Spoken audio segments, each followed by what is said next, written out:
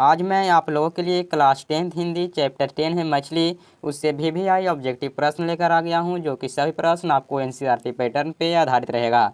तो पहला प्रश्न यहाँ पे है कि मछली किस कहानीकार की रचना है। बताइए कि मछली जो कहानी है उसके कहानीकार कौन है।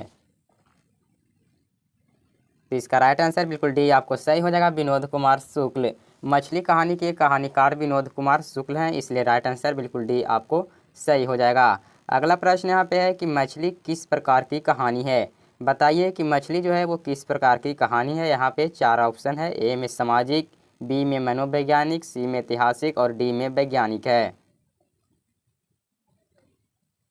तो इसका राइट आंसर बिल्कुल ये आपको सही हो जाएगा, सामाजिक। मछली जो है वो एक प्रकार का सामाजिक कहानी है, क्योंकि इसमें सामाजिक का वर्णन किया गया है, इसलिए राइट आंसर बिल्कुल ये आपको सही हो जाएगा। अगला प्रश्न यहाँ पे है कि मछली कहानी में किस वर्ग का जीवन वर्णित है। तो इसका राइट आंसर बिल्कुल बी आपको सही हो जाएगा, मध्यम वर्ग। मछली कहानी में मध्यम वर्ग का जीवन वर्णित है, इसलिए राइट आंसर बिल्कुल बी आपको सही हो जाएगा। अगला प्रश्न यहाँ पे है कि संतु नरेन आपस में कौन है। बताइए कि संतु नरेन जो है वो आपस में कौन है। तो इसका राइट आंसर बिल्कुल आपको ऐसा ही हो जाएगा, भाई भाई। संतु नरेन जो है वो आपस में भाई भाई है, इसलिए राइट आंसर बिल्कुल ये आपको सही हो जाएगा। अगला प्रश्न यहाँ पे है कि संतु भीगने से बचने के लिए कहाँ खड़ा हो गया था।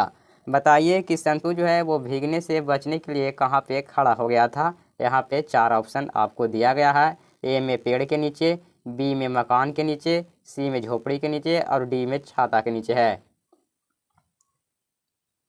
तो इसका राइट आंसर बिल्कुल बी आपको सही हो जाएगा, मकान के नीचे। संतु जो है वो भीगने से बचने के लिए मकान के नीचे खड़ा हो गया था, इसलिए राइट आंसर बिल्कुल बी आपको सही हो जाएगा। अगला प्रश्न यहाँ पे है कि पेड़ पर कमरा किनकी रचना है। तो इसका राइट आंसर बिल्कुल डी आपको सही हो जाएगा, विनोद कुमार शुक्ल। पेड़ पर कमरा जो है वो विनोद कुमार शुक्ल द्वारा लिखा गया है, इसलिए राइट आंसर बिल्कुल डी आपको सही हो जाएगा। अगला प्रश्न यहाँ पे है कि कथाकार के झोले में कितनी मछलियाँ थी। बहुत ही इंपॉर्टेंट क्वेश्चन है, तो बताइए कि कथाकार के झोले में कितनी मछलियाँ थी।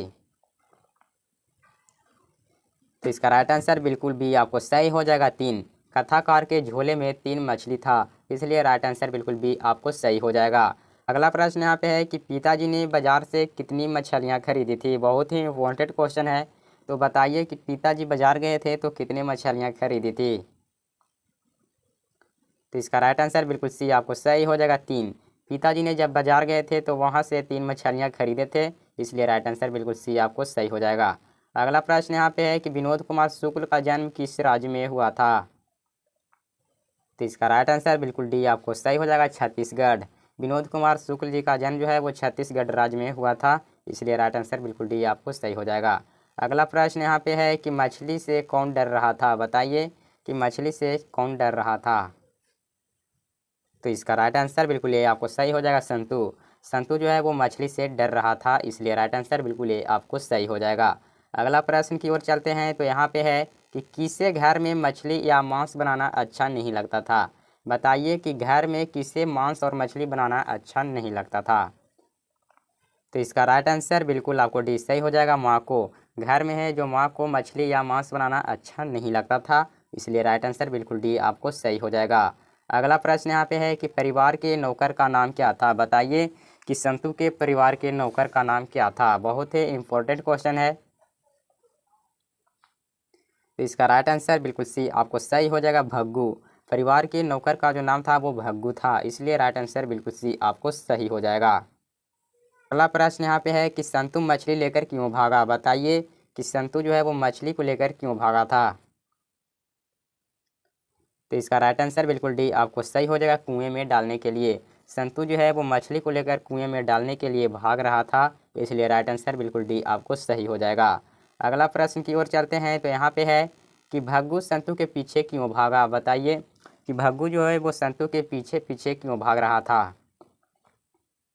तो इसका राइट आंसर बिल्कुल सी आपको सही हो जाएगा, मछली छीनने के लिए। संतु जब मछली लेके भाग रहा था तो भग्गू जो है वो मछली छीनने के लिए उसके पीछे पीछे भाग रहा था, इसलिए राइट आंसर बिल्कुल सी आपको सही हो जाएगा। अगला प्रश्न यहाँ पे है कि विनोद कुमार शुक्ल जी का जन्म कब हुआ था। बताइए कि मछली कहानी के कहानीकार हैं विनोद कुमार शुक्ल, उनका जन्म कब हुआ था। बहुत ही इंपॉर्टेंट क्वेश्चन है, तो इसका आंसर आप कमेंट बॉक्स में ज़रूर लिखिएगा। तो इसका राइट आंसर बिल्कुल बी आपको सही हो जाएगा, 1 जनवरी 1937 को। विनोद कुमार शुक्ल जी का जन्म 1 जनवरी 1937 को हुआ था, इसलिए राइट आंसर बिल्कुल बी आपको सही हो जाएगा। तो यह वीडियो आपको हेल्पफुल लगा हो तो वीडियो को लाइक और चैनल को सब्सक्राइब जरूर करिएगा और साथ ही अपने दोस्तों के भी पास शेयर जरूर करिएगा। तो चलिए मिलते हैं नेक्स्ट वीडियो में।